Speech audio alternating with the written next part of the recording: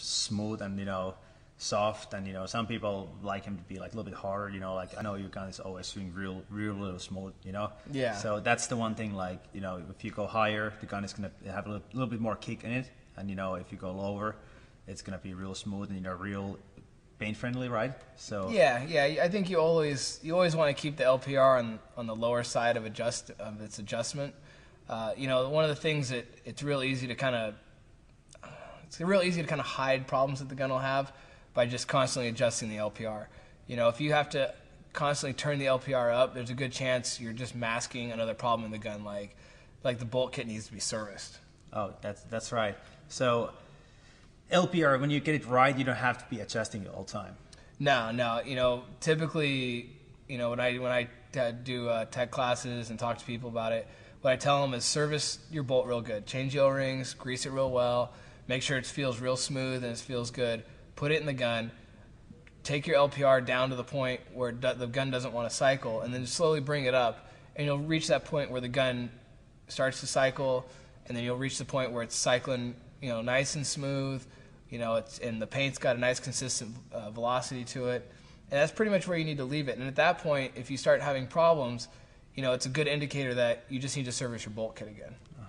And talking about the bolt, it just people still have they think DM guns are you have to service them a lot and you have to put lots of effort, but that's not true, because it's these bolt kits are really easy to service. Yeah. And so basically there is just need to take it out, clean it up, maybe sometimes change the O-ring or two, but that's not, as long as you take good care of your bolt kits, your gun should be fine, right? Yeah. I mean, realistically, it's only going to take you maybe a minute. Yeah. Minute and a half to service the gun, and if you do it on a regular basis, it's just good practice for one. You got a really nice, high-end, expensive piece of equipment. You want to take care of it. If you treat it like garbage, you kind of get out of it what you put into it. As far as servicing it, the bolt kit only has one moving part. You unscrew the bolt kit, you pull it out.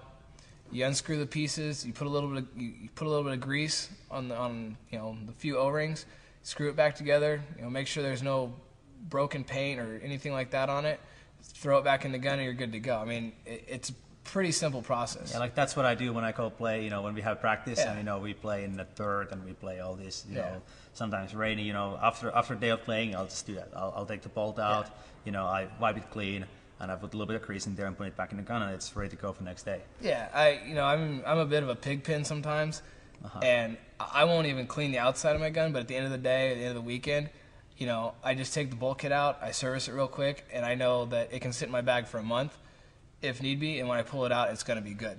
If you let it sit in there with paint and dirt and muck, you're going to have problems. But if you just get in the practice and pull it out. Take a minute and a half to service it, throw it back in the gun, throw your gun in the bag. You're going to, eliminate probably 70-80% of any possible problems. That's a cool thing, not having the eye blades here, too. When you play in the third and stuff, you don't. This DM9 is real easy to clean. You just wipe it off. There's not too many holes. Yeah, and, there's no nooks and crannies and crevices. You just, it's kind of a one big smooth surface that you can just wipe off, so it makes it nice.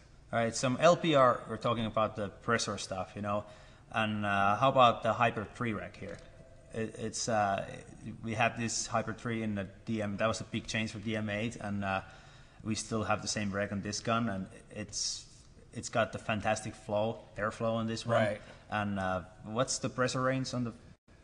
On the Hyper Egg, on all the 09 guns that we do, from the bare bottom starter gun, the SLG, all the way up to the DM9, the pressure range runs from basically 0 to about 250, 240 psi, and they're all made so that you can only adjust it so far to where it bottoms out, and you can only go so high with the pressure.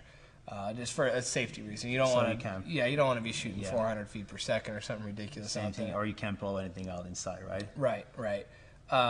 In addition, Dye sells Hyper 3 regs for aftermarket guns or for other manufacturers' guns. Those, on the other hand, the ones that they sell individually, those can be adjusted higher because a lot of guns out on the market need higher pressure than the 250. Yep. So, but the guns that come, the HyperRegs that come on the guns, you can run them up to about 250, and that's as high as they'll go. You don't have to worry about any extreme safety issues that way. And well, the old Rex used to have a spring in here, right? So now Hyper 3 Rex, we have the shim stack. So what's the benefit using your shims? The shim stack is more consistent. It's going to last. The strength of the shims is going to last longer. One of the biggest benefits is the size. You can run the shims. You can run a smaller diameter stack of shims and a shorter stack of shims versus a spring of equal strength. So with the Hyper 3, we actually did some research and crunched some numbers and actually got smaller diameter shims that had equal strength to reduce the diameter. So we reduced the diameter of the reg, so we were able to put the tacky rubber sleeve on there for better grip. It's actually quite nice when you play. So one big thing we didn't talk about yet is we went through the board, and that's kind of the brains of the gun, and I would say the heart of the gun is the solenoid, right? It's I mean, as far as what really makes the gun go, it's the solenoid. If you didn't have the solenoid in there, transferring air back and forth in the bolt, the bolt kit wouldn't move. The bolt kit's an integral part, but the solenoid really is what makes it go. So with this DM9, what's the difference with the solenoids between the DM9 solenoid and some of the other brand solenoids? With our solenoid, we use an SMC solenoid. It's a really well-established company that makes solenoids. We've been using them for quite a few years now, and one of the main reasons we use their solenoid is because it's so durable. The air passages and the airways through the solenoid are so large that just about any debris that can get into the gun, whether it's coming from outside or maybe through dirty air, it's going to pass right through the solenoid. The solenoid is not going to skip a beat. It's a real durable design. The other thing that's real nice about it is the way it's designed and the low profile of it. It mounts directly to the body, so you don't have to worry about a manifold or extra O-rings or gaskets. With the air transfer, it's a big solenoid, and it's really spread out air passages, so it goes directly into the gun. No manifold to worry about or anything like that. So basically, what you were saying, we both work at DICE, so we get we hear lots of these phone calls, for the techs. When people are calling, they're like, "Hey, my solenoid's leaking," So basically, what you're saying is it's rarely it's actually the solenoid. I think that's a false misconception that people have, just from years past where solenoids always went down or always going bad, and in other markers and stuff.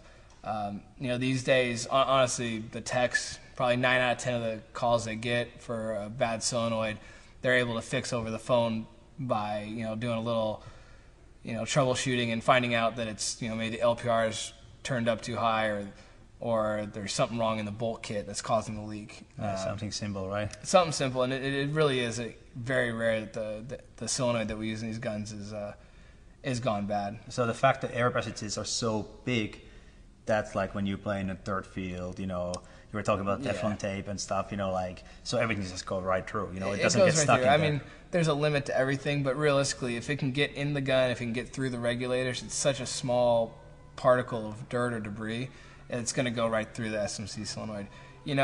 And a lot of companies out there like to tout about how small their solenoids are, which, in my opinion, is kind of almost a drawback, because it means the air passages inside the solenoid are so small that just about anything is going to clog it or cause it to not work properly.